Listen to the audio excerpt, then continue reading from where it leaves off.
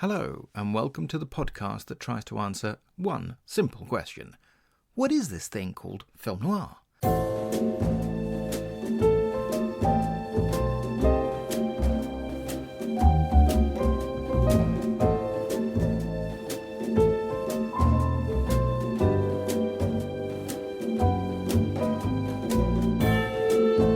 I'm your host, Sergio Angelini, and welcome to Tipping My Fedora, where we discuss movies, books, TV, radio, and much more besides, all from the darker side of the street.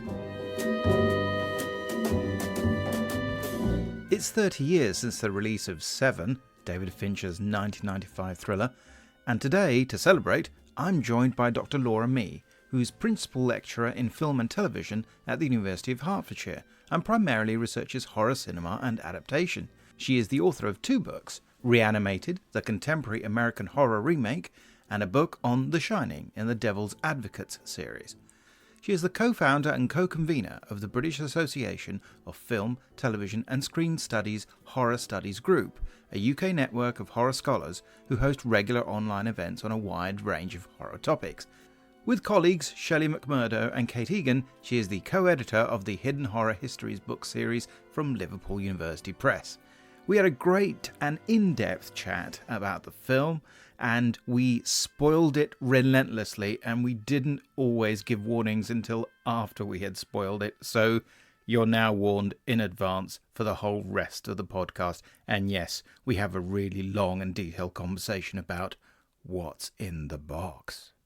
Hi Laura, thanks so much for coming on the podcast. Hi Sergio, thanks very much for having me. I'm happy to be here. This is brilliant, and we're going to talk about a film that I saw when it first came out. I don't know about you, but I remain enormously impressed by Seven, and we're going to talk about this film that is having its 30th anniversary this year. However, ahead of that, what's your definition of film noir?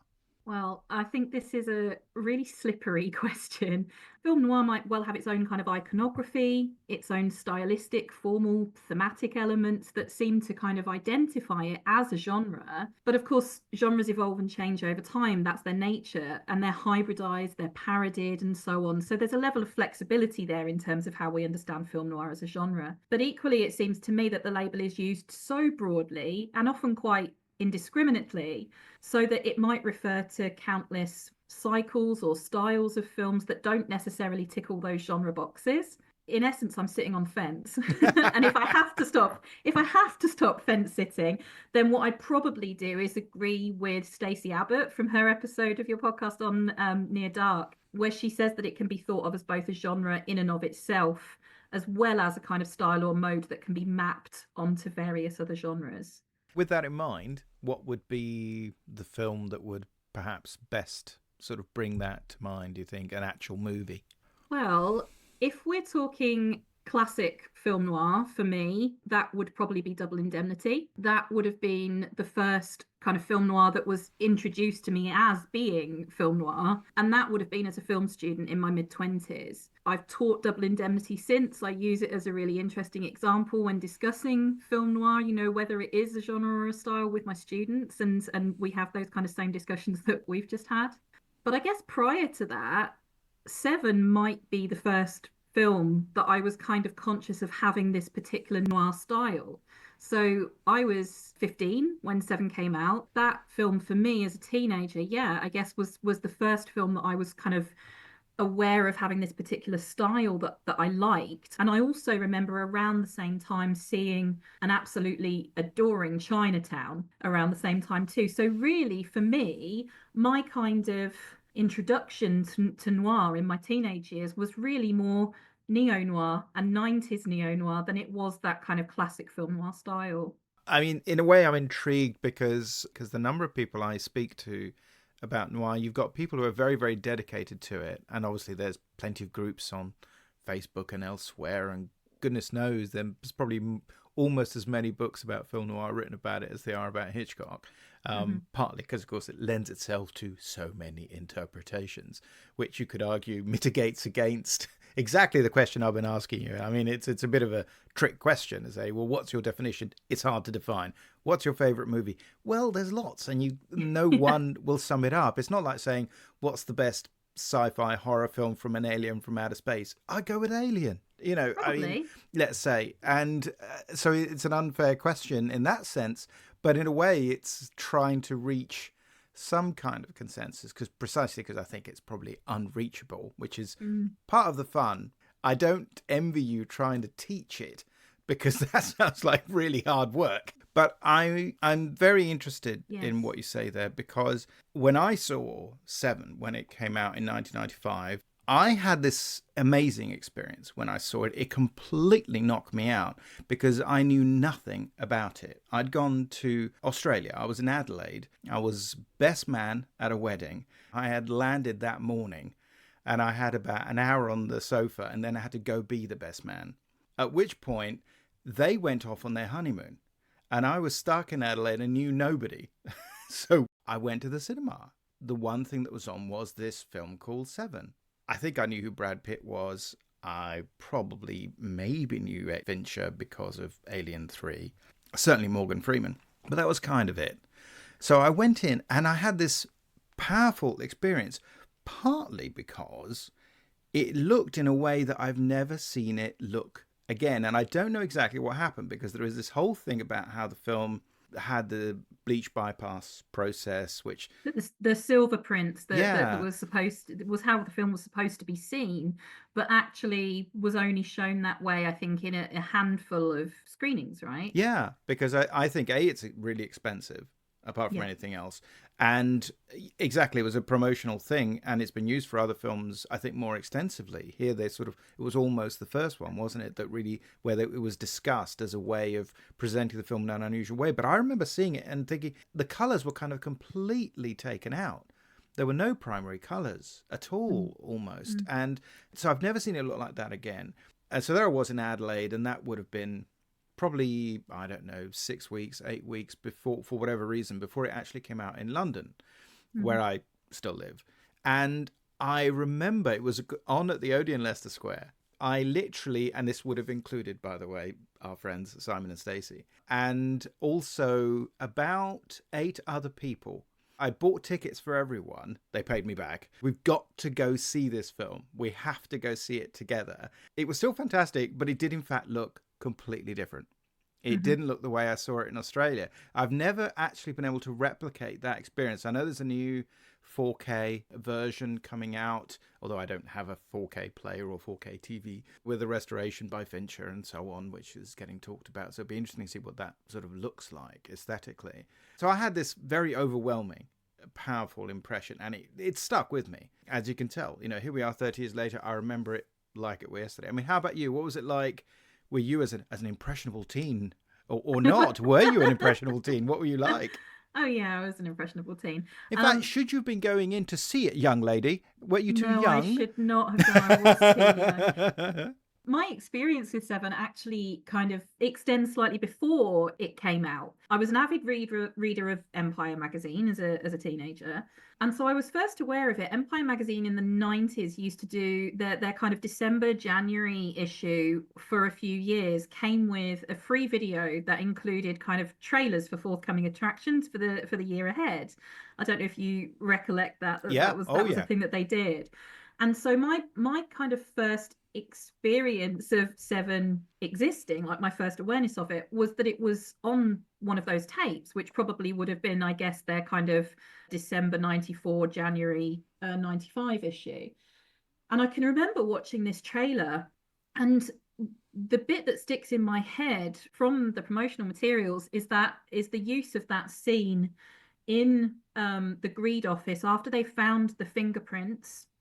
And Mills turns to Somerset and just says very quietly, honestly, have you ever seen anything like this? And Somerset just kind of shakes his head in this resigned way. And I think that moment of kind of still quietness in this trailer, which otherwise really kind of sold the film as a horror film, I thought very much, was really intriguing to me. Ever seen anything like this? No. Seven. So I was really interested, kind of aware that it was coming, was also aware that it was an 18, and I was 15 years old. I'd never been to see an 18 rated film at the cinema before.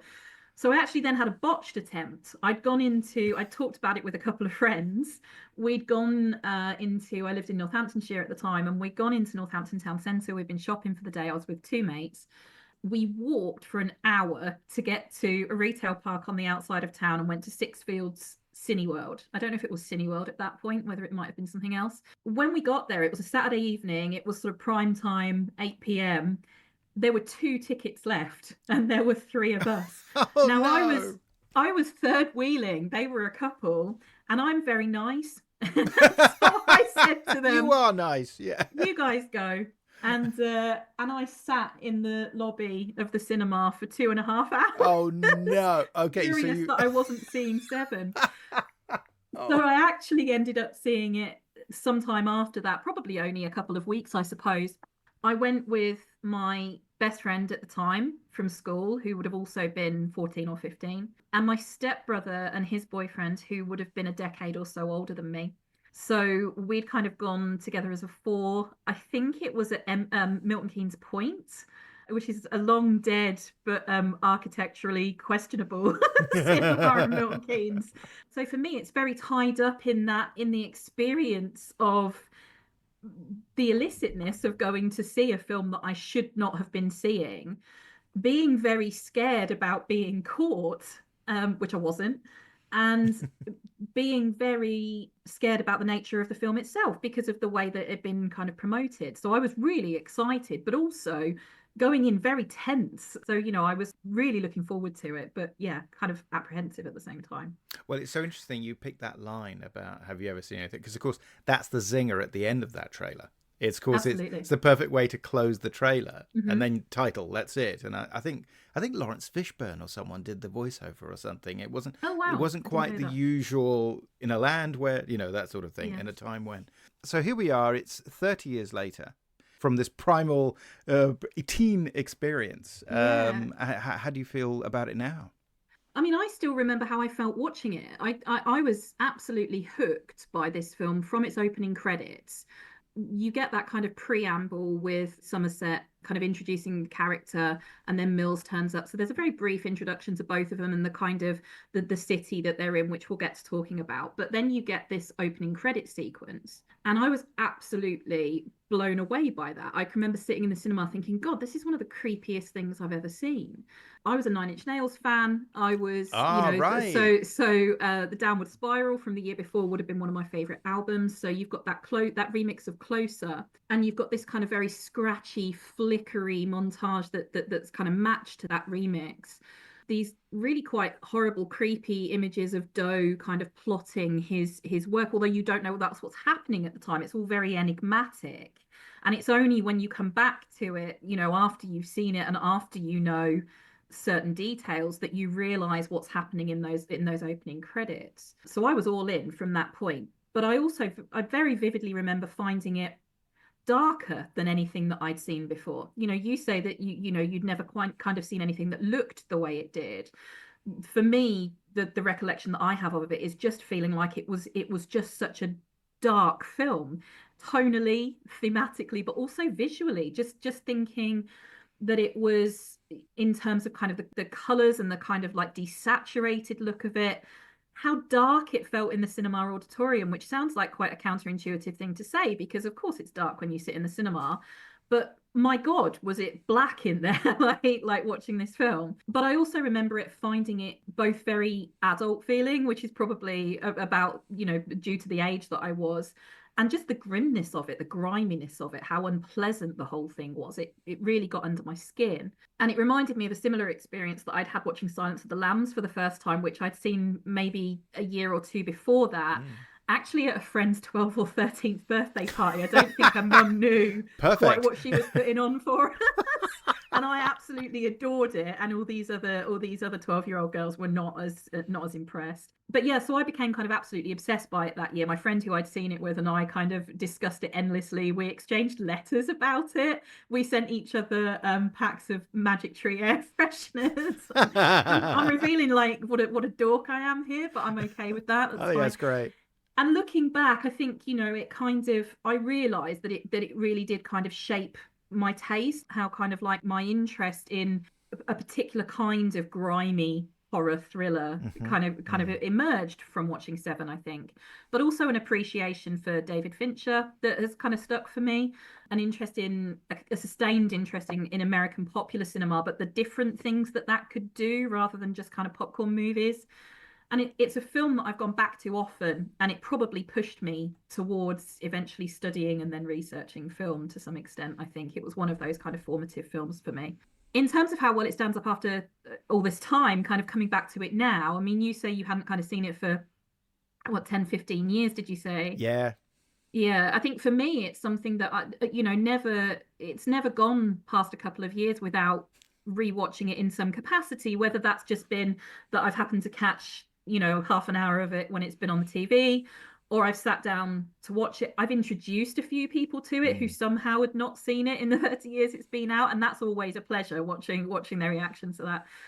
And I think it stands up really well. I think it has, I think it's got great longevity as a Fincher film. As a key 90s thriller, as a serial killer movie. And although it was, kind of relatively well received from what I understand, I think it had, really good reviews and so on. I think it's had even more of a kind of critical reappraisal is not quite the right word, but it's certainly kind of had sustained interest and more recent revived interest with the 4K release, like you've said. But there's also a cult appeal to it. It quite often played in repertory cinemas and things like that. So I think there is a variety of ways in which it's held up. Part of the reason for that, I think, is due to its kind of timelessness. It's very of its moment in a way. It's got a 90s quality to it, but I wonder how much of that is actually retrospectively applied because of the influence that it then had on other films in the late 90s and early 2000s and beyond. So it does have this kind of 90s quality to it, but also things like its genre hybridity, that mix of kind of thriller, horror, police procedural, noir, lends it a kind of timelessness, as does its style. You've got that, the nameless city, the location shooting, the blend of architectural styles, the costume, the set design, and so on, coupled with its cinematography and that kind of darkness. You could place some of those scenes in any one of a number of periods and it would kind of work. So you could almost double bill it with anything that had kind of from a classic film noir right up to The Dark Knight, and it would work somehow. I have seen the new 4K remaster. I saw it at the BFI IMAX at the weekend just gone, which was very exciting because that's the first time I've seen it on the big screen since 1995. So that was a huge deal for me. Tell us more. It was a sold-out screening. Sold-out screening and a really strong response. At the IMAX, they always have somebody come out and introduce. And the member of staff who came out to introduce told this story about how it was the first 18 rated film that she saw in the cinema. And she kind of repeated these points that I thought, this is me. This is exactly what my appeal with the film is as well. So it was really interesting from that perspective. But she did ask for a show of hands who hadn't seen it. And I would say probably maybe about an eighth of the cinema were people who'd never seen the film. And so the rest, were repeat viewers or fans. There were a couple of people there dressed up as Mills and Somerset, which I thought was really unexpected, but very fun. And I just think it looks fantastic. The 4K looks fantastic. And obviously on IMAX, that's absolutely huge. So I was a bit worried that it might lose some of its sort of griminess, its graininess, but it really doesn't. It still has that kind of claustrophobia. And on the IMAX screen, that was even more apparent to me. Plus, it let me see some of the details that I'd never really spotted before. Some of David Mills's awful ties, just absolutely shocking. And this beautiful moment that I'd never ever noticed in the film before, where after the dinner and then the dinner at Tracy and David's house, and Somerset and Mills are kind of looking at the crime scene photos and talking and trying to kind of work through what's happening, work out clues. Mills offers him a beer, and Somerset says, "Oh, wine, please." And he goes away to the kitchen. He comes back. He hands him his glass of wine. But it's this wonderful moment where, as we've already had the introduction of like the train that goes past the house and makes everything your own vibrating home. So they've already played that joke out, but then it happens again while they're investigating, and they pick up their drinks kind of instinctively and keep talking. But Somerset kind of looks at this half pint glass of wine that Mills has poured him like, hell is this? What have you given me? And it's just these little beautiful moments that I'd just not really spotted before. So yeah, just things like that I thought were fantastic. I agree with you completely. I mean, I'm so glad that comes across. I'm very envious. The IMAX screening sounds fantastic. I'm glad nobody went dressed as John Doe in sort of, Department of Justice orange jumpsuit or something. Well, especially not given it's Kevin Spacey. It's not somebody to aspire I guess to, not. Yes, there you are. First spoiler. We got that out of the way. Because of course. Oh, sorry, everybody. Yes, no. In the marketing, of course, he's not mentioned. In fact, It's really interesting. We'll play an extract from it. In the podcast. In fact, we might just do it just now. Brad Pitt, Morgan Freeman, Gwyneth Paltrow.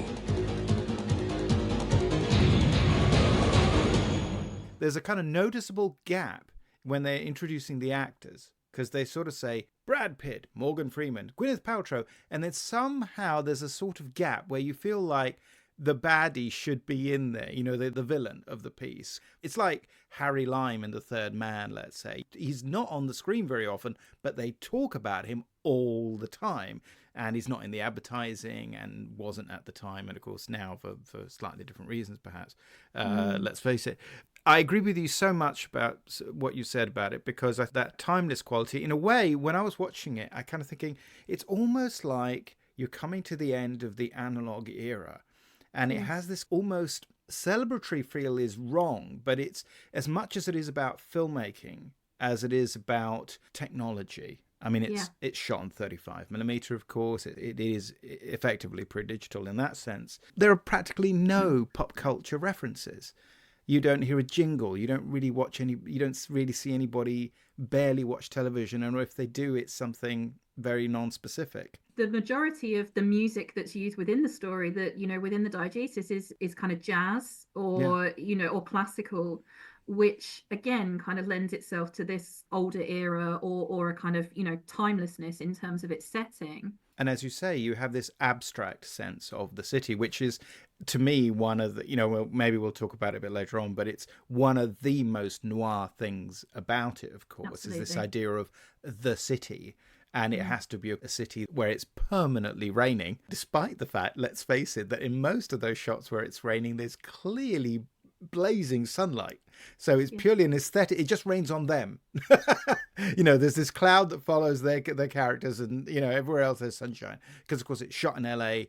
It's obviously sort of New York. It could be Chicago, but I think the way they talk about it, it's sort of New York. But it's a feeling. It's not a specific space. And as you say, they vary the architecture so that you have a kind of slightly, I suppose, an older world feeling that you associate with the Somerset character, and a slightly non-specific but slightly more modern feel with Mills, he's got the leather jacket, whereas he's got the kind of trench coat. So it's a bit like that sort of idea as well, since you were talking about, his sartorial inelegance. Because Mills is, I mean, I think it's a Brad Pitt thing. I don't know if it's a Mills thing. He is forever doing this thing with his hair, isn't he? He's constantly doing this all the time. Now, I admire his ruffling hair. Yes. But he can't let his hair alone. It's and it's sort of... But he's also permanently creased in that film. That's another thing that cropped up for me on IMAX. There's scenes of him where he's just in his shirt and he's kind of so unkempt and scruffy. But then even in close up, you can see the creases in his shirt. Whereas Somerset is kind of pristine. We see him kind of laying out his suit and brushing it down on the bed and so on. And Mills looks like he's just rolled out of bed or rolled around on the floor with his dog, one way or another. So there is that very sweet domestic scene. It's very short, where Tracy's asleep. He grabs the phone so it's not going to wake her, and then you see him get dressed, and it's horrifying. He basically pulls this shirt over his head. Clearly that shirt has been worn several times. The ties are pre-tied. Doesn't he undo it? It's just, it loops it over his head and puts it under his collar. I used to do that at school. But probably wouldn't if I was a 30-year-old professional detective, you know. That's the thing. It's a young person's thing, isn't it? You know, and in a way, they're a very sweet couple, and I think it works very believably. I mean, and one of the strong aspects of the film is that scene you talk about when they instantly butt heads. The Morgan Freeman character, he's the older man who's leaving the profession, and Brad Pitt is the hot young Turk who's going to come in and replace him, and they've got a week to overlap and do handover. So that's the 1 week of that. And then you signpost the week by saying Monday through to Sunday, in essence, sort of on the screen. So you're being told what day of the week it is, so there's a countdown. You even get a metronome at the beginning, which the Freeman character sort of uses to get him to sleep until even that gets thrown across the room later in the film when it just isn't doing the job, obviously. A dawning sense of time running out that eventually starts to creep in on you. So that's one of the brilliant structural motifs of the film, which can be very prosaic and very dull, but actually I think it really works here. I think it's very dynamic in its way that it gets you closer and closer and closer and closer, and then it slows down. Then it does that brilliant thing where it suddenly massively tonally shifts and the color scheme changes. And you do get that fantastic scene where they're butting heads and they're, 2 days into the investigation, or maybe 3. And it's Tracy who makes this point of ringing Somerset and inviting him round for dinner at their place, which is again, it's done in a very funny way because it's very awkward. It is. And I like the way it's handled. And when they get there, it feels very real. I think I've definitely had dinners like that. It's very charming, you know, the way they eventually sort of laugh about their misfortune because they got conned into renting this apartment that's right next to the underground or the elevated or whatever it's meant to be. They don't even specify, and literally everything shakes. And it doesn't feel like it's going to fall apart. It's an old joke. It's in other films after all. I think it's Mr. Blanding's Build His Dream House. I think it's one of those things. It's in the Blues Brothers. This idea that you've got trains running by. But there, they just laugh. And there's that great bit where Mills sort of says to her, he says, I don't know why you're laughing. You know, you're stuck in this. But they're all laughing together. That's it. After that, they're working together. And it's this idea of family, which is there as well. Absolutely. And I think you mentioned earlier about how well this film is structured. And I do think that it really holds up in that regard. I think it uses that kind of the 7 days, the 7 deadly sins in a really useful kind of rhythmic way to an extent. It provides kind of beats to the plot. And I think that it does so in such an interesting way, not just with the passing of time, not just with the happening of the murders, but also each provides these kind of chapters where characters are given the opportunity to kind of grow, to develop, for their relationships to kind of change. I think that it's actually quite identifiable how and where those changes take place in relation to the days of the week and the murders that are happening on those days. You know, on the first day, we get, with the gluttony murder, we get a kind of introduction to the tone and the style of the film. I mean, they spend an awful lot of time in Gluttony's flats, right? Like exploring that really dingy, is it a basement flat or like a ground floor flat? But it's completely kind of unrecognizable as a place of living. You know, pieces of the walls are knocked through. It's damp. It's so dirty.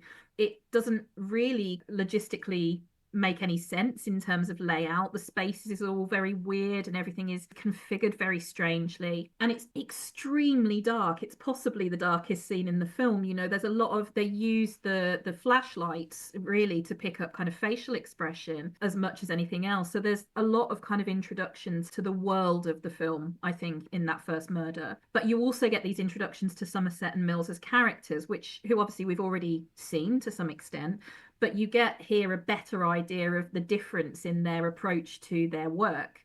You know, Mills is kind of immediately kind of looking for clues and for answers, whereas Somerset is kind of thinking more through purpose and reason to get those answers. And so there's a real kind of distinction, like you said, that they're butting heads, but it's both about their personality and their approach to work, I think, in some regard, as well as how they view the city around them and people and life. So Gluttony gives us that kind of introduction to the tone and style of the film, the characters and their kind of oppositional ways of working, as well as the kind of differences in their personalities and their character traits.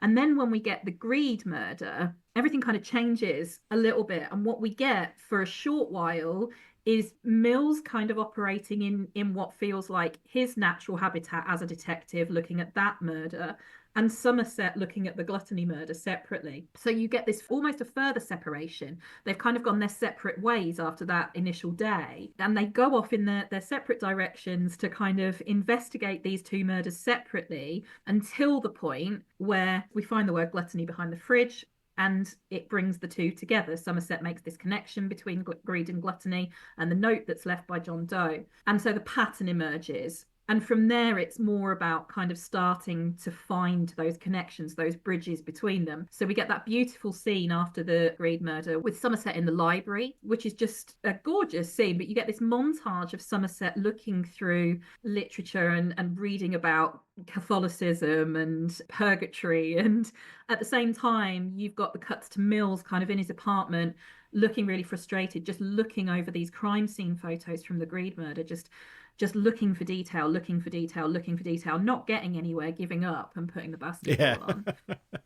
So you've got this real distinction in the way they work still there. And then we have a kind of quiet day. You know, Somerset leaves a note for Mills with the kind of the suggestion of the things that he might like to research and read, which he tries to do but struggles and ends up with the Cliff's Notes versions. There's something really sweet, I think, in both the idea of Mills as not having the kind of the cultural references that Somerset has got, and the way that Somerset gently introduces those to him as kind of a working reference, and Mills taking his own approach to understand and engage with those, that I think is really interesting. And then we get the scene with the dinner, which I think is a wonderful moment of bonding. Yeah. That opening scene, the gluttony scene, is the one where you spend, I think, probably the most time with any of the victims. Yes, definitely, because you get the scene in the apartment, but you also get the autopsy scene afterwards. That's right. Yeah. So you get a good look at, and I think it's Rob Bottin, isn't he, who did the kind of prosthetics, and which are still very effective, still hard to take. Much. You know, but Bottin's work is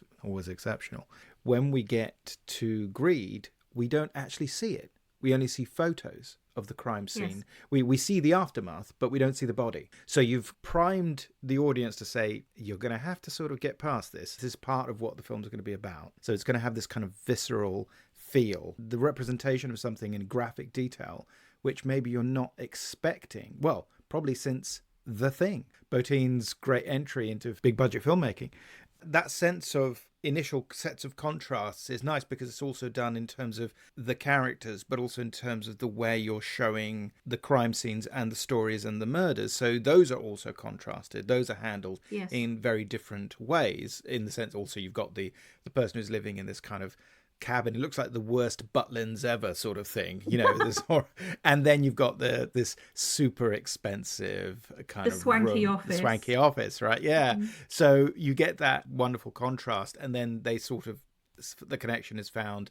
But it's a good gag, isn't it? Because I think he's there and he's listening to Air on a G string while he's doing that. So you sort of contrast that sense of something serene and beautiful and eternal, books and large buildings that can contain hundreds of years worth of knowledge and beauty and insight and history. And then you've got the world that somehow the Somerset character wants to get over. Of course, you also get that fantastic little joke when we move slightly forward, and they, at the time, I remember being slightly shocked by this idea that the FBI was monitoring reading lists. And of course now in the digital age in particular, we know that happens. It's part of the Patriot Act. And but at the time, this idea that but it's quite a revelation in the story of Seven. And then you get and of course then it's this kind of dot matrix printout that somehow they have to go through, and you get to Mills is going through of human bondage. Yeah, it's not what you think.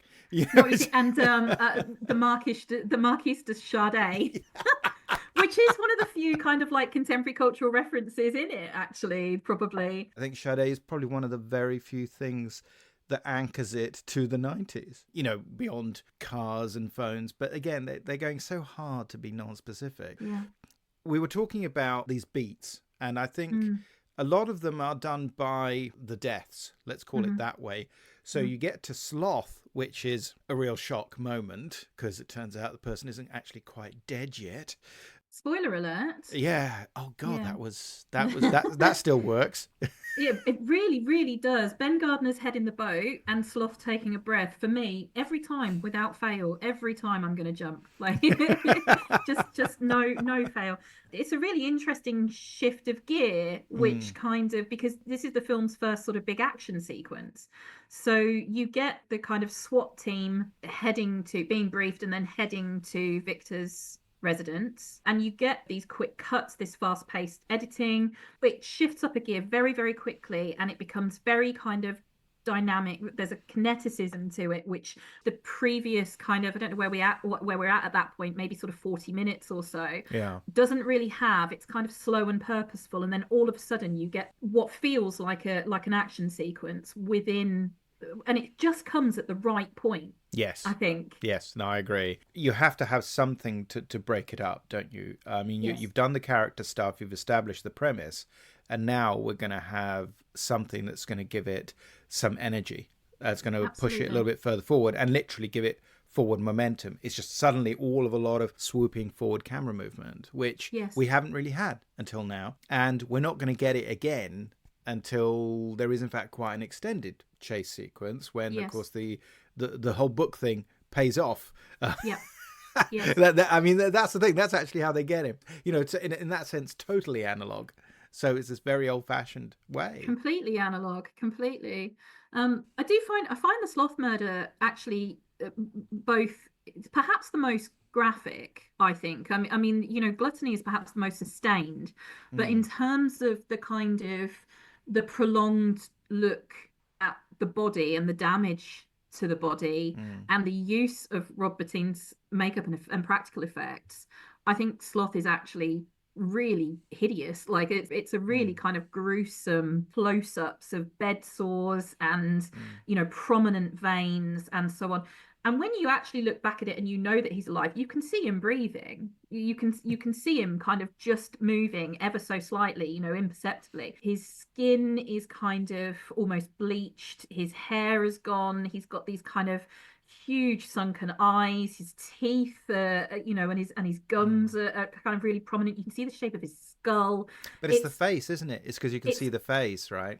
Really frightening. Yeah, I think it's exceptional practical effects work, and I think it works very well as both an action sequence in the lead up and then as a moment of horror within the film. But I do also find the Sloth murder very strange when you start thinking about it logically, because there's an aspect there. Obviously, all the murders kind of mirror the sins of the people that have supposedly committed those sins, and we can talk about that a bit more in a second. But I think there's a question for me around Sloth, because Victor is introduced to us as, I mean, Doe later calls him a drug dealing pederast, right? But he's been, I think, in jail for crack dealing and for sexual offences against a minor. I think that's kind of the implication. And there's obviously a kind of a vagueness, like an ambiguity to the nature of sloth and what that actually means and what it actually entails. And it's quite a difficult one to pin down in modern definition, right? We can think about it as laziness. You could think about it as being kind of apathy. But is that reflective of Victor's actual sins? He's been murdered via sloth, but he wasn't slothful and therefore murdered. Do you see what I mean? So that there isn't. I always find that a little bit of an interesting kind of contradiction. Like, why has he actually been picked for this particular sin? That might just be my kind of misunderstanding of kind of the interpretation of sloth as an act of sin. No, I think you're right. I think they couldn't come up with a way to make it work. I think we get to blame Andrew Kevin Walker, the screenwriter, for that, because you know, he plays the first body we see in the film, which I think is so funny. So we just see him from behind, one dead author. It's really unfortunate, actually, because, you know, you kind of see his face in a pool of blood, but actually you see more of his bum and his white underpants than you do anything else. And that's kind of disappointing, isn't it, for him? What a legacy, bless him. He was supposed to be in one of the deleted scenes. You would have actually seen his face in a different role, but Yeah. it got cut out.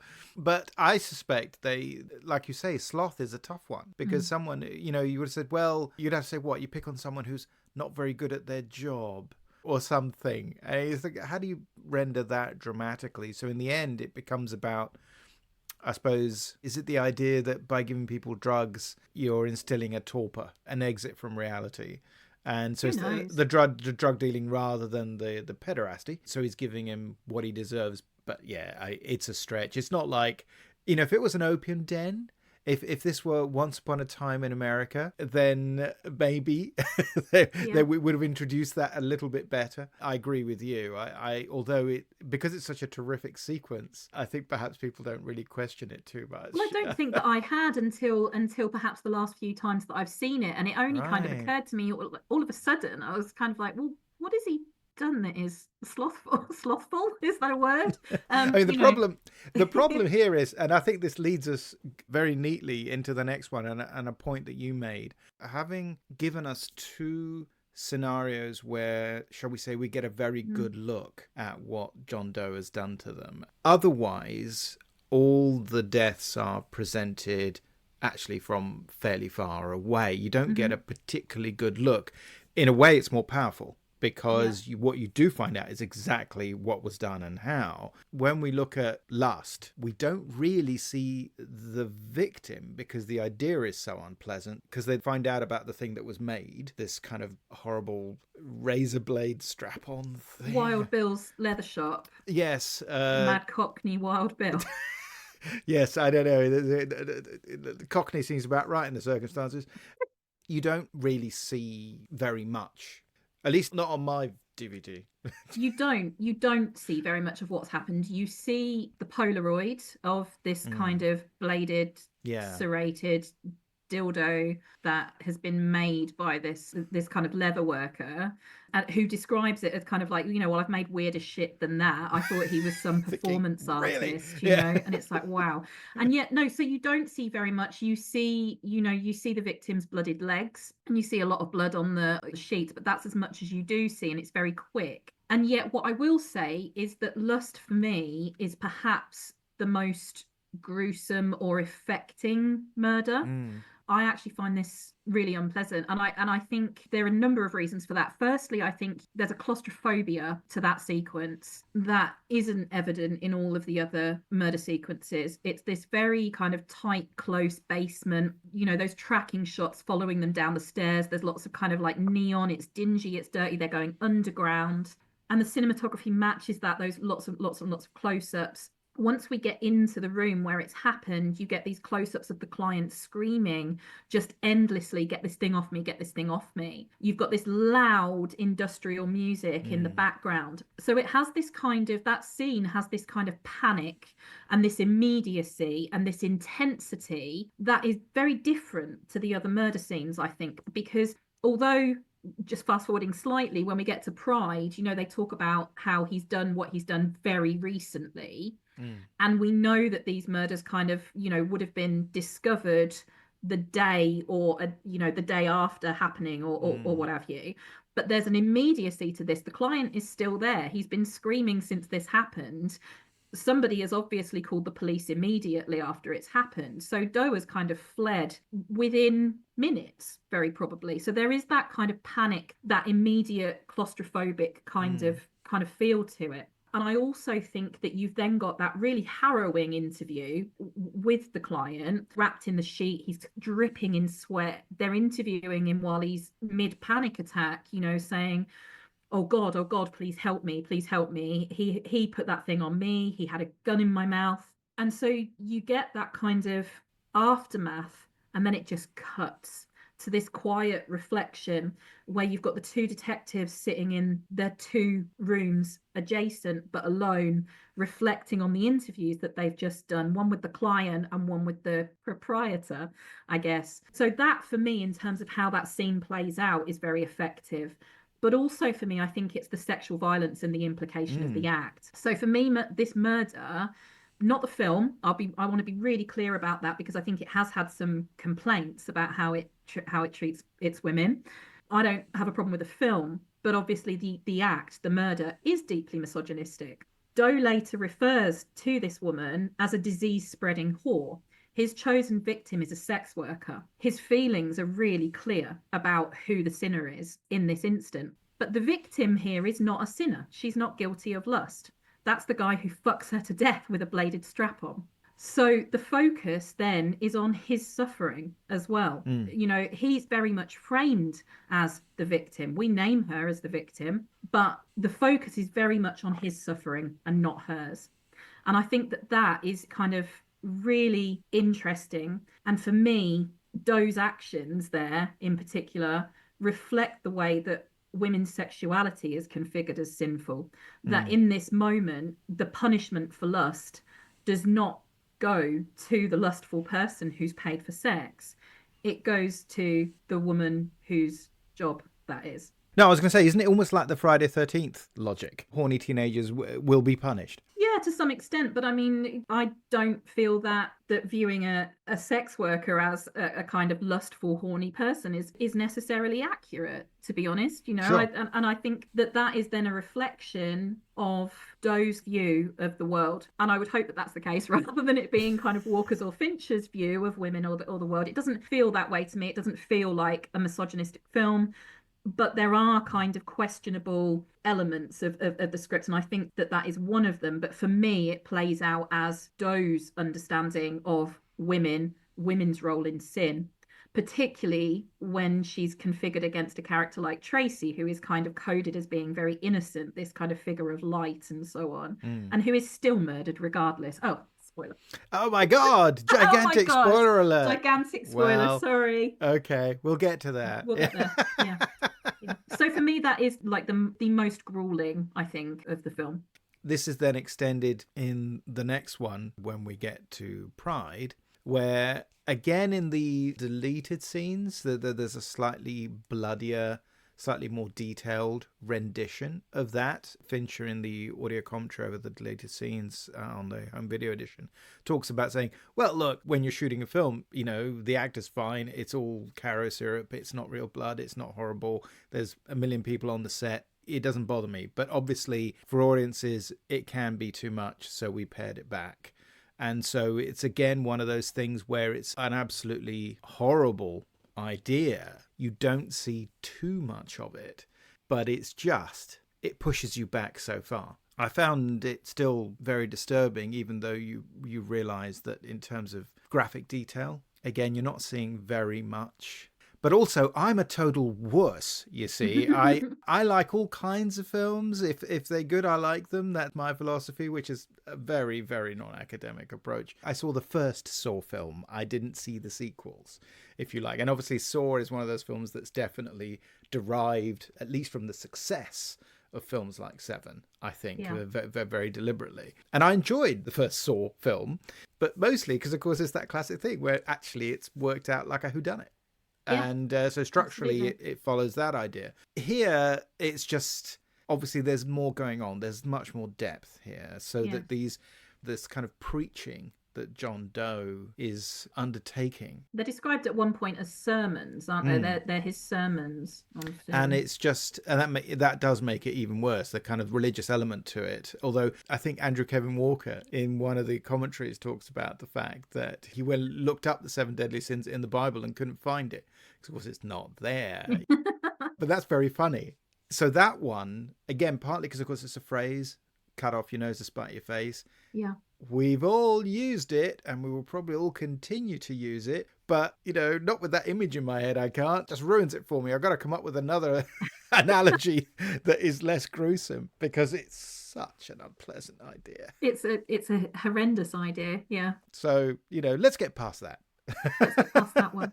As we move towards the end of the storyline, one of the things that David Fincher said was that what attracted him to it was this idea that you actually find out who did it, as it were, 3/4 of the way through. And there's still another half hour to go. So at this point, we have to talk about the ending, don't we? I think we have to.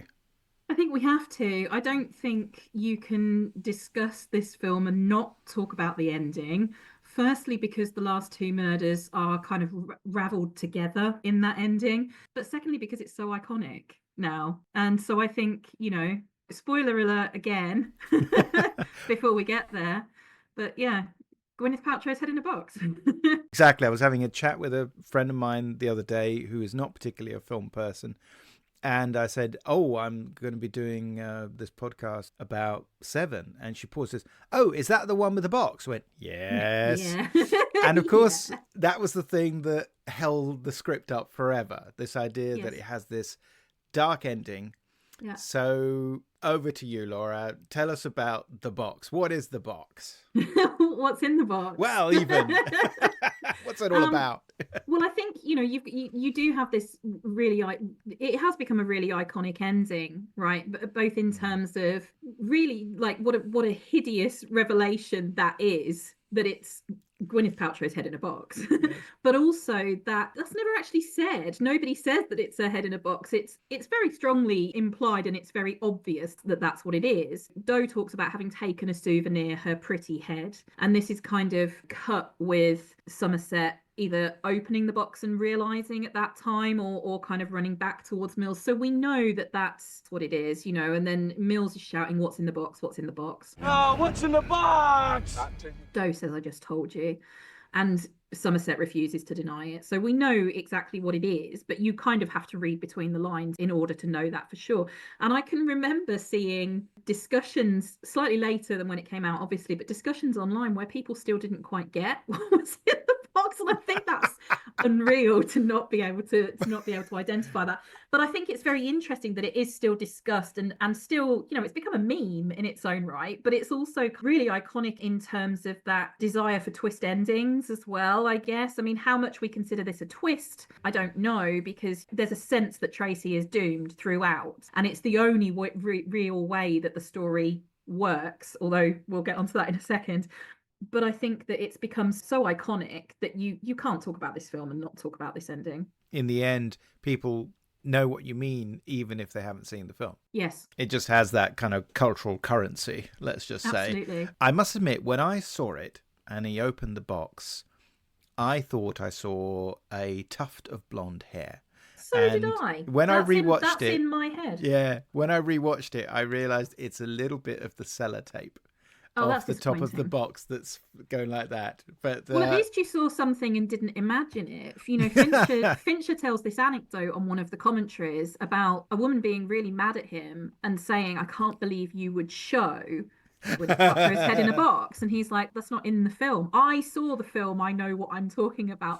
It's quite a comical anecdote, but it is also kind of, evident of how we fill in those gaps, that things that are not shown to us in this film, we kind of imagine them because it is so gruesome in so many other ways. I mean, it's the strength of the film lies partly Absolutely. in being prepared to go there. And the way the film is structured, it prepared you for doom and gloom. It's an odd thing to say. It isn't necessarily a bleak film. It isn't just about that. It could be, and you could argue it slightly lays it on a little bit thick. But one of the crucial scenes, to just slightly jump back just a little bit, is the one dialogue scene that we get in the bar between Somerset and Mills, where Somerset once again says, I hate living in the city. The same thing that Tracy says. But you get this very interesting scene where he sort of says, you want me to agree with you that this is a hellish place now, and that you're right for wanting to get out. Mm-hmm. And I'm not going to agree with you. I don't agree with you. And that's one of the nice things about Mills and his wife, is that they both take a more positive view. It's coming out in different ways. They have different expectations, but she's worried about having a child and having to bring it up in this very difficult scenario. I mean, I'm sure they got the suburbs even in this fake city where the film takes place. Yeah. But, and ultimately, you've just got to do a commute, David. It's going to be fine. You take the train. It'll take you 20 minutes longer to get to work. It'll be okay. Why here? I guess it's the same reasons as you. The same reasons you had before you decided to quit, yeah? You just met me. Maybe I'm not understanding the question. Very simple. You actually fought to get reassigned here. I've just never seen it done that way before. I thought I could do some good. Look, It would be great for me if we didn't start out. Because that's not what the film is about. Ultimately, it's taking you to this dark place, and you have to decide, do you believe it? Because there's always that thing, isn't there, with baddies of this kind, the kind of serial killer thing, it's from Hannibal Lecter and beyond, where they tend to get all the best lines. They tend to be the more intelligent characters. They tend to be the more well-read characters quite often. So this idea of the genius villain who can give you enormously plausible, interesting, well-thought-out rationales for the dreadful, horrible, disgusting things that they do, often because they're about saying how terrible conformity is, how terrible society is, how awful politicians are. So that's why it's okay that I did what I did. And often they are persuasive arguments, apart from the whole killing thing. But you have interesting points of view because you're not parroting the mainstream, obvious argument. So there's something appealing, particularly, I suspect, for younger viewers, perhaps, who are interested in a more anti-establishment view. I say that as a card-carrying communist. One can see the appeal, and that's why often villains in these sorts of films come to represent that kind of point of view. He certainly gets to do that. We don't see John Doe, or do we? There's that big chase sequence in the middle, isn't it Kevin Spacey playing the role? Apparently it is. I'm not convinced. I mean, apparently it is, but it does not look no, like exactly. it at all. And I suspect that they're probably mixing it up, and it's probably stuntmen as well, but also doing it deliberately, so it's not obvious. But he wasn't that well known at the time, so I guess they didn't have to worry about it. It's not a big monologue at the end. It's not there is that difference between agreeing or presenting a film that basically agrees with the point of view and spending a lot of time with someone who is self-justifying themselves for something terrible, and the actual identifications figures within the diegetic space do not buy that at all. They push back the entire way, but then it becomes about becoming complicit. That's the tough thing to do. And I think I admire the film tremendously for wanting to do that. I don't have to like it, but I making you buy into a scenario which is going to lead to the way it leads, that's hard work. It is. I think it's impressive. Yeah, I agree. And I think a lot of that is how convincing or how convinced you are by it is kind of brought about by the dialogue in the car on the way. Doe and Mills kind of going at each other with very kind of oppositional points of view. But when Somerset kind of interjects, it's to kind of gently question. And there is almost an agreement with some of the positions that Doe holds. And so a similar view of the world, not of any of that as kind of sinful or deserving of punishment, but as a general reflection of the state of the world that we live in. There is a weariness to Somerset that kind of aligns with some of Doe's worldviews. He's obviously not going to have the same perspectives on individuals and actions, and he's obviously not going to undertake the same methods, but there is a kind of a similarity in their perceptions. And there is also, that they've got those similar cultural understandings where they've garnered their information from and so on, which Mills is an outsider to. So there's something kind of interesting, I think, happening in that discussion where you've got these three different perspectives all start to intertwine, and it becomes quite a messy conversation, even while Doe's getting these killer lines. And I think that's really interesting. I find myself slightly comparing it with film that you mentioned earlier, which is Silence of the Lambs, which again was enormously successful, but which I feel when you compare the two, which, I mean, do you have to? But in comparing two films seemingly of a similar type, in actual fact, they feel tonally completely different. Because Silence of the Lambs is brilliantly made, but feels, how can I put this kindly? It feels a bit pulpy. This one is much deeper, it seems to me. It's trying to dig much further into the way people believe within a realistic framework, even though it is a very abstract universe as presented there. It's a universe of ideas, of locations, of moods that we all recognize, but it's very non-specific. And it feels, we come back to this idea of how much of a genre film do we consider it to be? How much of is it a cross-genre film? Is it about genre hybridity, as you mentioned earlier on? Because certainly I think Silence of the Lambs is a scary thriller. There's more to it than that. Jonathan Demme is a very smart guy. But nonetheless, this has rather more, I think, on its mind. And that ending is something, you compare that ending with the ending of Silence of the Lambs, and it couldn't be more different. It ends with a joke. So that film. So, it does, lets you off. And a kind of an open question, which leaves it, ripe for sequelization, which of course this doesn't. It closes. There's a lot that I really love about the ending of Seven. I think the way that it's presented as a kind of non-choice to Somerset and Mills. They can choose to not find out about these two last victims, but if that happens, Doe's going to get away with it or a lighter sentence, or they can choose to go with him and find out what happens. And in some regards, there's similarities compared in the commentary to The Vanishing. That kind of idea of like, I can show you, where the killer's kind of saying, I can show you what happens, but I'm not going to tell you unless you go along with my plan. And they're kind of forced into this position. So I find that aspect of it, really interesting. And that, I think that amplifies then once we get the box and you hear Somerset kind of saying, everybody stay away from here. Doe has the upper hand now. And it's like, well, Doe already has the upper hand. You've given him the upper hand by him bringing you to this place. So I think that's really interesting. I also think, it's the first time that we get kind of open space. And although we get a bit of sunshine earlier on in the day back at the police station, we get this we see nature, we see mountains, we see this vast open space for the first time.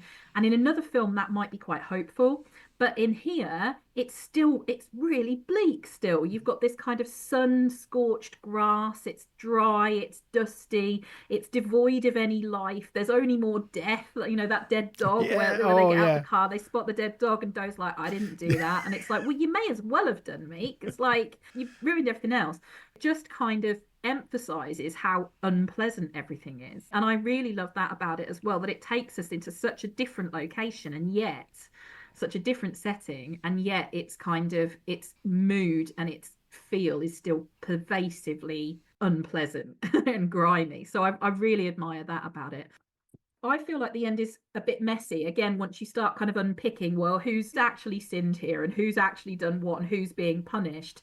Like we talked about with Sloth, I think there are similar questions here around the mechanics of it and how it plays out. I don't think that's to the film's detriment. I do think it works, but I think it's perhaps not as clean as the script and as the dialogue in particular kind of present. Doe's sin is envy and he's killed for it, but that's far from his only sin.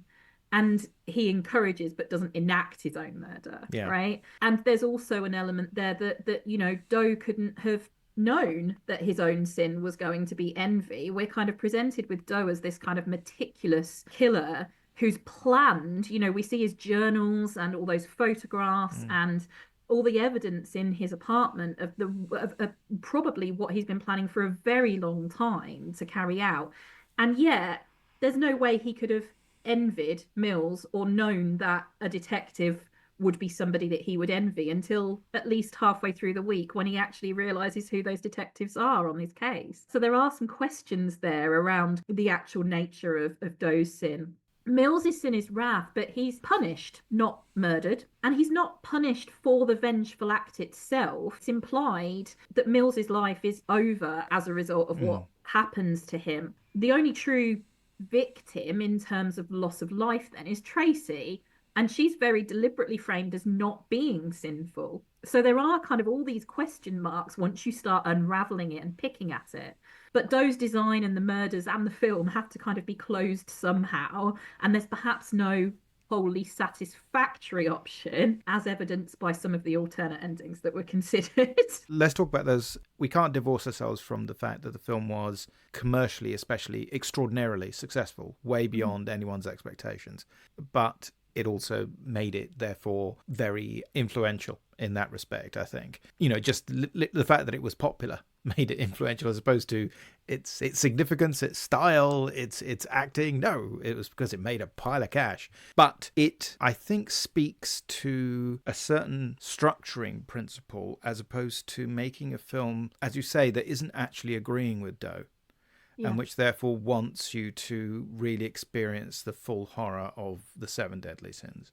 In the end, it's a way of telling us that that's what Doe thinks because he's a clever lunatic, but it is a way also of, I would choose my words carefully here, it doesn't let the audience off the hook, but it does give you the structure so that you can follow the story and feel a sense of, as you say, completion. You've come to the end of the story. You get a very strict beginning, middle, and an end. And if instead you wanted to make a film that was what the seven deadly sins are, and say you actually wanted to make a film about how awful the city and what that can do for you, depersonalization, all these things about big city living that, you know, you and I know all about, why maybe you reach a certain age and you know what, I'm going to downshift and move out of the big city because, you know, I don't go to the theatre very much anymore and maybe I don't need this shit. Because there are films like that and they do not make a huge amount of money. They just don't. And Fincher makes a film about that but doesn't actually go there in some respects. This isn't at all a criticism. That's about the kind of film maybe other filmmakers do, but they're very, very small in scope. And there's a place for that, I hope, even now. But when you look at the alternate endings, it's interesting to see how nervous the filmmakers were about just how bleak and how tough an ending this is. So the obvious ending that, you tell me if I'm right about this, wasn't it? Didn't Fincher say that by the time he got the script to read, he got a script which had a sort of happy ending? Well, Fincher was sent Walker's original script, right, or very early script, by accident. By the point that Fincher read it and read this version as it stands, almost, there's a little bit tacked on at the end, which we can get to in a second, but Fincher read that version and loved it. And when he went back and said, okay, I'm interested, the studio was like, you know, New Line were like, you've read the wrong version. We'll send you the new versions. And there were about, I think he sort of said 11 or 12 other kind of like, you know, we've gone through kind of new drafts, you know, multiple new drafts since then. So there are various different alternative endings. Various versions saw things like Mills and Somerset chasing and apprehending Doe in order to save Tracy, who then moves out of the city by herself. So they're very positive, happy ending. There's a version which certainly made it as far as kind of storyboarding, like that's on the disc I watched yesterday. There's a storyboarded version where Somerset kills Doe. You still get this scene play out in the desert, but Somerset actually kills Doe in order to prevent Mills from becoming Wrath. And there's this horrendous kind of shows you the kind of the lines, and it plays out much the same as the sequence does. And then all of a sudden it flips and Somerset kind of turns the gun on Doe and Mills is kind of like, what are you doing? And Somerset says, I'm retiring. And that was the end. And I just like, you know, if Somerset killed Doe and said, I'm retiring, I mean, people would have walked out of there laughing. I think it's a terrible, terrible final line. So yeah, so that there were kind of various alternative endings. And I think in the end, Fincher and Walker and also Brad Pitt, I think, pushed very, very hard for this particular ending. But the test screening ending, I believe, has an immediate cut to black after Mills has shot Doe, and then we see Mills's face again, and then it just cuts to black, and that's the end. So what we get instead is that kind of almost like the epilogue, Mills in the back of the car, Somerset talking to the chief, played by Ali Ermey, which is a fantastic minor role. He's great in it, yeah. Really great. You have all these minor characters that we haven't talked about who are incredible in this film, and we haven't got time to discuss, but, you know, Ali Ermey, Richard Roundtree, he's the SWAT team guy. John McGinley. Yes, absolutely. And he's brilliant in this. Yeah. So, but they're on screen very, very short periods of time, but they really make an impact. I think they're really great. So that tacked on scene was at studio request in order to provide some kind of closure and some kind of optimism. So you get that discussion between Somerset and the police chief, and then you get Somerset voiceover quoting Hemingway, right? Yeah. And this was tacked on.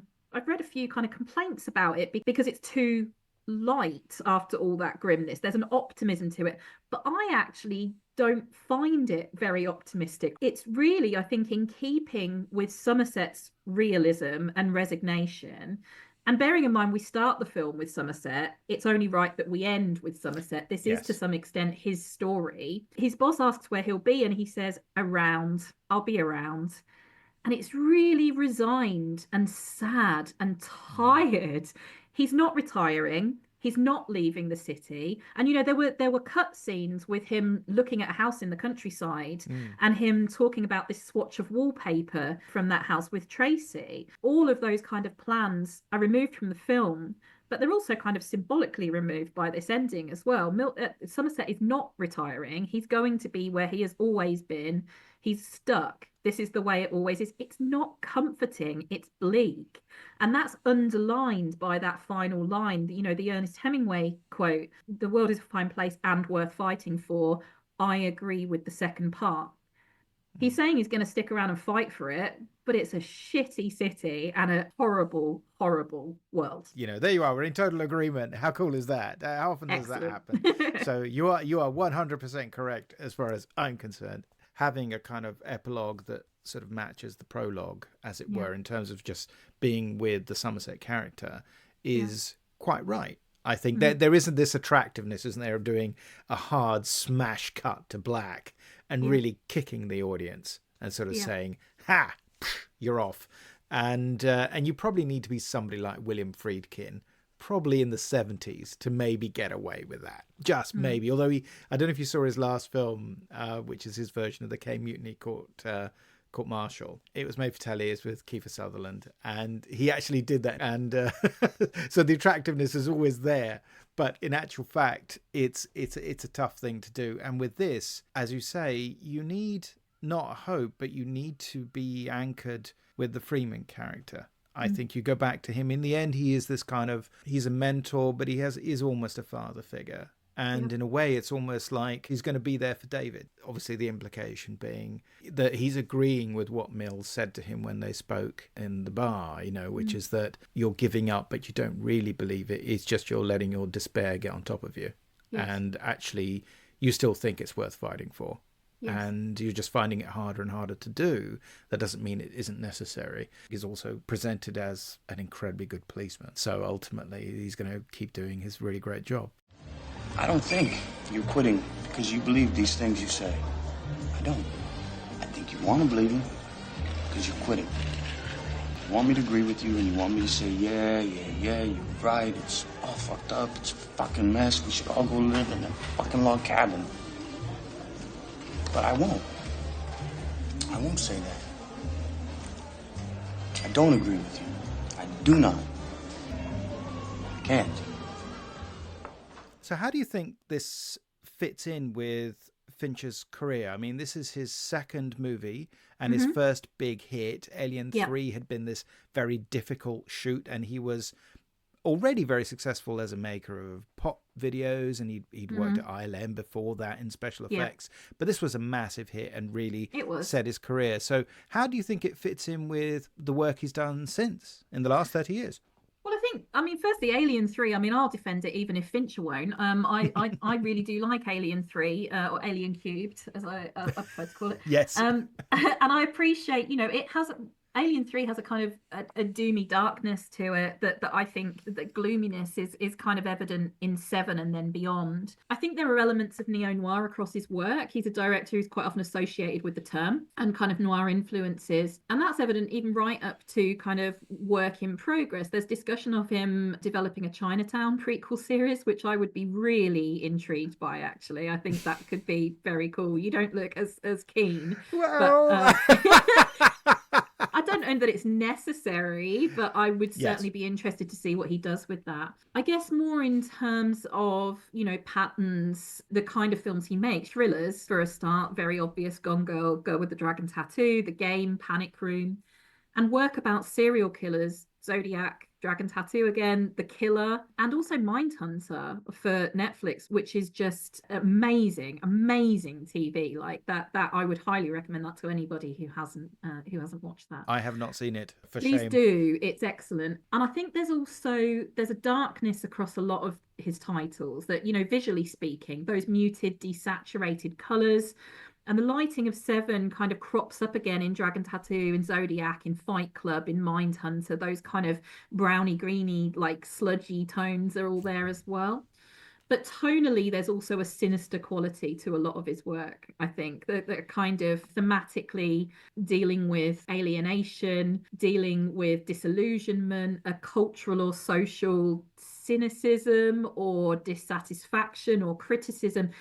Even in films that might not obviously spring to mind, some of his other films like The Social Network still have such a great deal of kind of cynicism and disillusionment to them. So those themes kind of crop up again and again. You've also got working with key personnel, I think. This Seven marks the first of 3 Fincher films with Brad Pitt. He also does Fight Club and then Benjamin Button, which I saw once and forgot existed until I was kind of just reminding myself before this podcast. So I might have to revisit it, but I don't know how much I want to. He also works again with Darius Khondji, the cinematographer who works with him on Panic Room. So you have that kind of similar camera style. And I also there's one more thing which I think is really key here. I'm going to go back to Nine Inch Nails. Although Seven's score, which is great, is a Howard Shore score, so it's I think it's really, really interesting score. But I think that the use of Nine Inch Nails on the opening credits in Seven and the film's other use of industrial music kind of preempts his long-standing now collaboration with Trent Reznor and Atticus Ross, who are Nine Inch Nails members, right? So brilliant scores for The Social Network, for Gone Girl, and also for Girl with Dragon Tattoo, and more recently even The Killer and Mank. And they do these fantastic scores. They're like one of my favorite film scores are by Ross and Reznor at the minute. The Social Network score is fantastic for getting shit done. Like if you've got a load of admin to do, that in the background, like typing like a maniac, that works really well. So yeah, I do think it introduces some visual and thematic and other auteurist qualities, if we want to use the term, which are evident throughout the body of his work. Fincher seems to have, in my mind, has never done a full-out horror film. I mean, Alien is the closest to it, but it's technically, I suppose, sort of science fiction meets monks meets what have you. And I would argue that Seven is the closest to it. So it is very, very, very open to interpretation. I mean, I think you could think of it again. I hate the definitions, so I find it really difficult to categorize. But you could think of it as a psychological horror, as a serial killer thriller, and it all combines. And Fincher's described it as kind of transcending's the wrong word, but bending or playing with genre and genre rules and genre boundaries. So it's clear that it was intended as a kind of very hybridized work. Fincher and Khondji both have described it as having the look of a horror film. And I think that's true. The visual qualities of the film, the gloom, the decay, those murky kind of tobacco tones, like just really dirty looking, grubby, gruesome looking sets and scenes. The lighting, the expressionist lighting is also kind of lends itself to horror in some way. Rob Bottin's practical effects, I think, are particularly key to identifying it as having kind of horror elements. And obviously we've discussed that in more detail, but what those practical effects do is allow moments of this film to play as body horror. I think the violence enacted on bodies, and although we don't see very much, we've talked about you imagine more than you actually do see, but the little of it that we do see, as well as the bigger implications that we draw from those things in terms of bodily transgression and so on, is really quite horrific. So body horror, I think, is key here as well. There's also the horror of the acts themselves and the nature of the crimes, but the religious aspect of it, religion is quite often a key kind of theme or subject that pops up in horror. So those ideas of sin and punishment, the use of Catholic doctrine and so on, I think that all kind of reappears in other horror films. Where do you think this film sits in terms of the kind of films that were coming out in the 90s? Do you think it just stands out on its own, or do you think it obviously draws on certain things that were emerging already? Or is that just too big a question? I think it's too big a question. I think there is. Let's scrap it. For me, there are a couple of really clear things that might be slightly less obvious. The first is its connection with other 90s noir and continued interest in neo-noir. So from LA Confidential to Sin City, there are kind of connections and comparisons there that I think kind of crop up in later neo-noir films. But also religious horror or horror dealing with sin that draw from this kind of visual style and the scuzzy city setting. And I was reminded of both, watching it this time, I was reminded of both Stigmata and 8mm, both from 1999, both of which I think are lesser films in the nicest way possible, but you can draw kind of visual and thematic connections, I think, which Seven had kind of proved that there was an audience for this kind of stuff. Well, 8mm was another Andrew Kevin Walker script, wasn't it? So of course, yes, yeah, of course, so but I don't know if it predates it or not. Obviously Joel Schumacher is not someone we obviously put in the same category as Fincher necessarily. Not ordinarily. Although, yes, in their own way, they're very visually tactile filmmakers, and they're talking about a director's cut on some of his Batman films. Can you imagine? I don't need more of those. I can't wait. Thank you so much for appearing on the podcast. This has been a blast. So thank you. And I now will have to just go and watch the film yet again, if nothing else. So I've got to look at his terrible ties. Can't wait. Enjoy. Thanks very much, Laura. You take care, all right? Thanks, Sergio.